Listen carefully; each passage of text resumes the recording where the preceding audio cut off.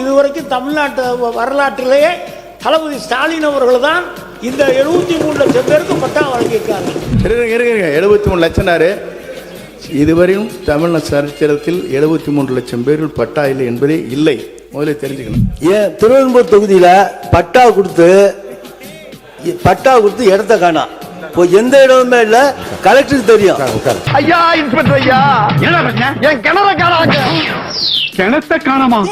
இந்த இப்படிப்பட்ட மனுக்களை நானே என் கையார வாங்கி அதை நான் சேகரித்து வைத்துள்ளேன். நிச்சயமாக அந்த மனுக்களை நான் இங்கு சமர்ப்பிப்பேன் என்று தெரியப்படுத்துகிறேன்.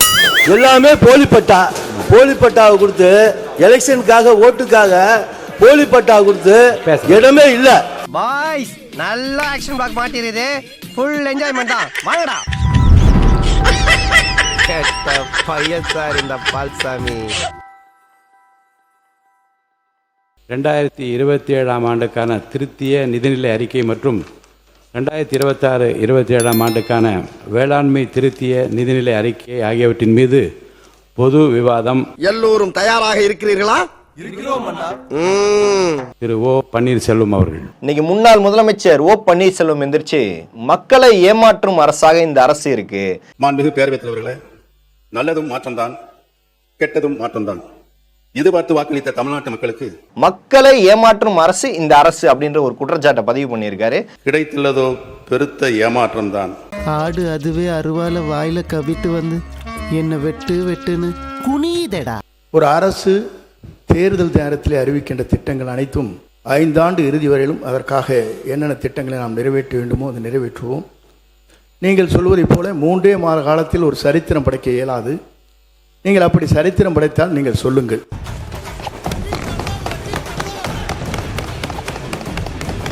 தமிழகத்தின் மக்கள் இன்று ஏமாந்து நிற்கின்றார்களே, அவருடைய எண்ணங்களின் வடிவமாக இருக்கிறது என்பதை தெரிவித்துக் கொள்கிறேன். தமிழகமே பாராட்டி கொண்டிருக்கிற ஒரு தூய ஆட்சியை பற்றி ஏமாற்றத்தை உருவாக்குகிற ஆட்சி என்று நீங்கள் குறிப்பிடுவது வேடிக்கையாக இருக்கிறது.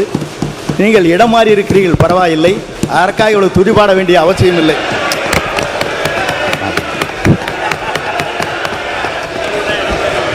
போய் அந்த பக்கம் உட்கார்ந்துட்டீங்க, அதுக்காக இவ்வளவு துதி பாடாதீங்க, கொஞ்சமா துதியை பாடுங்க அப்படின்னு சொல்லு. 100% கரெக்ட். 100% கரெக்ட். இதுதான் உண்மை. இதில் பரம்பரை திமுககாரன் கேட்க மாட்டான். தன்னை முதலமைச்சராக்கின ஒரு கட்சிக்கு துரோகம் பண்ணிட்டு போன ஒரு நபர் அவருக்கு இதை பற்றிலாம் பேசுறதுக்கு எந்த தார்மீக உரிமையும் கிடையாது. மாண்புமிகு பேரவைத் தலைவர்களே, அந்த இடத்தை அவர்தான் முதலில் மாற்றியவர் என்பதை நான் இங்கு தெரிவித்துக் கொள்ள கடமைப்பட்டிருக்கிறேன். இடத்தை முதலில் மாற்றியவர் நம்முடைய அமைச்சர் என்றார். ஆனால் பாருங்க என்ன ஆச்சரியம்னா, இடத்தை மாற்றிய போதும் அவர் இதயத்தின் அருகே இருந்த அந்த நிழல் படத்தை மாற்றவே வேண்டாம் என்று சொன்னவர் எங்களுடைய வெற்றி தலைவர். ஆனால் அண்ணனுடைய பாக்கெட்டை பார்க்கிற பொழுது இடமும் மாறி இருக்கிறது, இதயமும் மாறி இருக்கிறதோ என்று தோன்றுகிறது. புரட்சி தலைவி அம்மாவால் முதலமைச்சராக்கப்பட்டவர் இன்றைக்கு அவருடைய சட்டப்பையில் யாரோட புகைப்படம் இருக்கிறது தமிழ்நாட்டு மக்களுக்கு தெரியும். படத்தை காட்சி ஏமாற்றுகின்ற பழக்கம் எங்களுக்கு இல்லை என்று தெரிவித்துள்ளேன். 3 முதலில் முதலமைச்சராக இருந்தவர் அம்மா காலத்தில். அவர் இப்போ அதை எப்படி பேசிக் கொண்டிருக்கிறார் என்பது நாடென்று சிரித்துக் கொண்டிருக்கிறது. ஊரே ஒண்ணு சேர்ந்து காரி துப்புதுடா. வீடியா ஊருக்குள்ள அவன் சாதி சண்டை சொத்து சண்டை ஊரே பிரிஞ்சு கிடக்கு. ஏன் மூஞ்சில காரி துப்புறதுக்காக ஊரே ஒண்ணு சேர்த்து நினைச்சு சந்தோஷப்படியா. அதனால இந்த மாதிரி கேட்பதற்கான தார்மீக உரிமையோ தகுதியோ ஓபிஎஸ் கிடையாது. அது இவர் அண்ணா திமுகலேருந்து வந்தவர். திமுகன்னு சைலண்டாக இருக்கான். ஒரிஜினல் திமுக அமைதியாக இருக்கும்போது புதியதாக வந்தவருக்கு ஏன் இந்த எவ்வளவு தூரம் பேச்சு? மாண்புமிகு முன்னாள் அமைச்சர் நேற்று பேசும்போது சொன்னார்கள், கடந்த 5 ஆண்டுகளாக நாங்கள் எப்பவுமே டென்ஷனாக தான் இருப்போம் அப்படின்னு. எங்களுக்கெல்லாம் மந்திரிக்கெல்லாம் ஒரு பதப்பதப்பு. ஆக நாங்கள் டென்ஷன்லேயே 5 ஆண்டு காலம் இருந்தோம். அதுக்கு காரணம் கதவை தட்டுறவங்க ஈடியா விஜிலன்ஸான்னு தெரியாம நக்கல்யா அவனுக்கு. நாங்கள் எப்பவுமே டென்ஷனாக. இந்த லைவுக்கு முன்னால அதுக்கு முன்னால இது மாதிரி பேசினாக்கா பேரவைத் தலைவர்கள் அறைக்கு சென்று டெக்ஸ்டை படிச்சுட்டு எதை நீக்கலாம் எதுன்ற நிலைமைன்றது ஏற்கனவே. அப்பொழுது பத்திரிகை நண்பர்கள் அதை வெளியிட மாட்டாங்க. இப்போ அப்படி இல்லை, இப்போ உங்களுடைய கட்டுப்பாட்டில் இது லைவ்ல போகுது எல்லாமே. வீட்டுல கும்பலையா கூட இவ்வளவு அழுக மாட்டாளுங்க. ஆனா நீ இந்த ஆளே அழுகிறியடா, இந்த ஆளே அழுகிற நீ. உடனுக்குடன் அப்பயே தீர்வு கண்டால் தான் இதற்கு ஒரு முடிவு வரும். மொழியை நீங்க பின்னாலன்ற முறை கொஞ்சம் மாத்திக்கணும். நான் உங்களை ஆர்டர் போடுறதுக்கு எனக்கு அதிகாரம் இல்லை. ஏன்னா இந்த சட்டமன்றம் உங்களுடைய கட்டுப்பாடு தெரியும். தகவலா உங்களுக்கு நான் சொல்றேன். அப்பப்பொழுது முடிவெடுத்துறது தான் சரியா இருக்க முடியும். அது பின்னால் இருந்தாக்கா அது சரியா வராது. நீ என்னடா சொல்றது? எங்களுக்கு தெரியும்.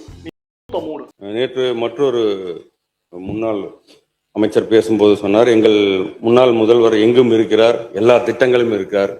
நாங்கள் ஆட்சியை பாருங்கள், ஆட்சியை பிடித்தவர்கள், மக்களுடைய மனதை தொட்டவர்கள், மக்கள் மனதிலிருந்து நாங்கள் வந்தவர்கள். நீக்கமர நிறைந்திருக்கிறார், எல்லா இடத்துலையுமே இருக்காருன்னு சொல்லி பேசினார். அது ரொம்ப சந்தோஷம். ஆனா மக்கள் மனதில் இல்லை. எரியுதடி மாலா போடு. மக்கள் மனதில் இருந்தா மட்டும்தான் இந்த சட்டமன்றத்துக்குள்ள வர முடியுங்கிறது உங்களுக்கும் தெரியும், எங்களுக்கும் தெரியும். அதனால மக்கள் மனதில் இடம்பெற்றிருந்தா இந்த பிரச்சனையே வந்திருக்காது, இங்க வந்து உட்கார்ந்து இருக்கலாம்.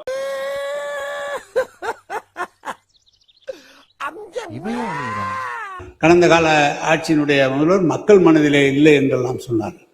நீங்க வாங்கினது 108, எதிரில் இருக்கிற உங்களோட அதிகமாக வாங்கியிருக்காங்க. தனித்தனியா பிரிஞ்சிருக்கே தவிர உங்களதை விட அதிகமான வாக்குகளை பெற்று தான் நீங்க வந்திருக்கிறார்கள். 108 பெரிதா எங்களது பெரிதா என்று கேட்டார்கள்.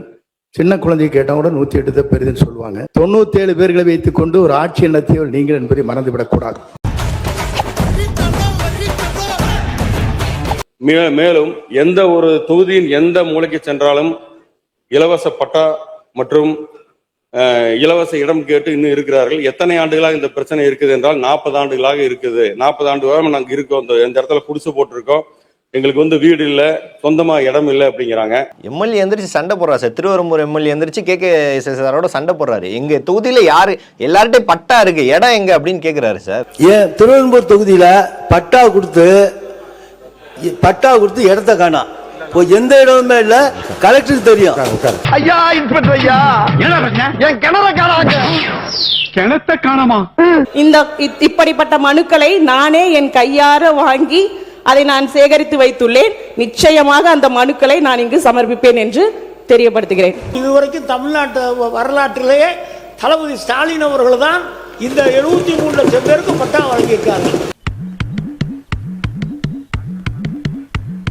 73 லட்சம்னாரு. இதுவரையும் தமிழ் சரித்திரத்தில் 73 லட்சம் பேர்கள் பட்டா இல்லை என்பதே இல்லை. முதல்ல தெரிஞ்சுக்கணும். தெரியலீங்களே, நீ எல்லாம் ஒரு மந்திரி. எந்திரிச்சு போய. இந்த அசம்பிளிலே இன்னைக்கு சீனியர் மோஸ்ட் செங்கோட்டையன் தான். எல்லா கேள்விகளுக்கும் பதில் சீனியர் மோஸ்ட் அவர் தான். பாத்தியில ப்ராடக்ட்ட 30 வருஷம் எக்ஸ்பீரியன்ஸ் எப்படி பிடிச்சது பாத்தியா? எல்லாமே போலி பட்டாவை கொடுத்து எலெக்ஷனுக்காக ஓட்டுக்காக போலி பட்டா கொடுத்து இடமே இல்ல. என்ன அழுக, என்னால முடியலடா. பாத்தீங்களா சார், பாத்தீங்களா என் கதையை கேட்டு நீங்களே பிம்மி அழுறீங்க. ஒரு கட்சியில வெற்றி பெறாங்க, வெற்றி பெற்ற பிறகு உடனே ராஜினாமா பண்றாங்க, உடனே வேற கட்சியில சேர்க்கிறாங்க. இது என்னன்னு சொல்றது? குதிரை பேரம் சொல்ல முடியும். குதிரை பேரம்னு சொல்றதுக்கு நான் விளக்கம் கொடுக்கணும். அம்மாவோட அதிமுக இருக்கிற வரைக்கும் நீட் கொண்டு வரப்படவில்லை, GST கொண்டு வரப்படவில்லை, CAA கொண்டு வரப்படவில்லை. உங்களுடைய ஆட்சியில் தமிழகத்தினுடைய நலனுக்கு எதிராக டெல்லியுடன் சரண்டர் ஆனீங்க. நீ கேட்ட ஒவ்வொரு கேள்வி என்ன செருப்பால் அடிச்ச மாதிரி இருக்குடா. மாதிரி இல்ல, உண்மையிலே செருப்பால தான் அடிச்சது. அதனால உங்கள் மீது நம்பிக்கை இருந்தால் சட்டமன்ற உறுப்பினர்கள் ரிசைன் பண்ணி தமிழக வெற்றி கழகத்தில் சேர வேண்டிய அவசியம் இல்லை. சாம்பார் அப்ப எனக்கு குதிரை பேரம் இல்லை, கழுதை பேரம் இல்லை, முடிச்சிருங்க, பேசக்கூடாது, நீக்கப்படுகிறது சொன்ன. இப்ப அந்த வார்த்தை நீக்கப்படுகிறது. யாரும் இங்கே கூவாத்தூரில் நடந்ததை பற்றி யாரும் பேசவில்லை. இது ஒன்றும் கூவாத்தூர் இல்லை. அவர்கள் தானாக முன்வந்து அவர்கள் தலைமை மீது அதிருப்தி கொண்டு அவர்கள் தானாக முன்வந்துதான் ராஜினாமா செய்தார்கள். இங்கே எந்த கூவாத்தூரும் நடக்கவில்லை. அதெல்லாம் சட்டசபை கூட்டத்தொடரை நேரடியாக ஒளிபரப்புற துணிச்சல் தாவேக அரசுக்கு இருக்கு. ஸ்டாலின் அரசுக்கு அந்த துணிச்சல் சுத்தமாக கிடையாது. ஸ்டாலின் பேசும்போது மட்டும் கேமரா நிற்கும், எடப்பாடி பேசும்போதும் ஸ்டாலின் கிட்ட தான் கேமரா நிற்கும். ஸோ வெளிப்படையாக அவங்க வந்து அதை நேரடி ஒளிபரப்புன்றதை கேலி கூத்தாக்குனாங்க. எடப்பாடி பீரியட்லையும் அதே தான் நடந்தது. இந்த முறை வெளிப்படையாக எல்லாரும் பேசுறதையும் தான் காட்டுறாங்க. இது ஒரு ஆட்சிக்கு ஆபத்தோ? இது ஆட்சியில ஒரு ஆபத்தும் கிடையாது. இதுல என்ன இருக்கு? அவங்க அப்படி நினைக்கலையா? இப்படி அவங்க பயந்தாங்க, ஸ்டாலின் கவர்மெண்ட் பயந்தது. அதனால தானே வந்து எடப்பாடி பேசும்போது பிளாக் அவுட் பண்ணிட்டே இருந்தாங்க. இப்போ இவங்க காமிக்கிறாங்கல்ல, இன்னைக்கு எல்லாருக்கும் முந்திலாம் வயது வாழ்வு பார்க்குற மாதிரி தான் சட்டசபை நிகழ்ச்சிகளை பார்ப்பாங்க.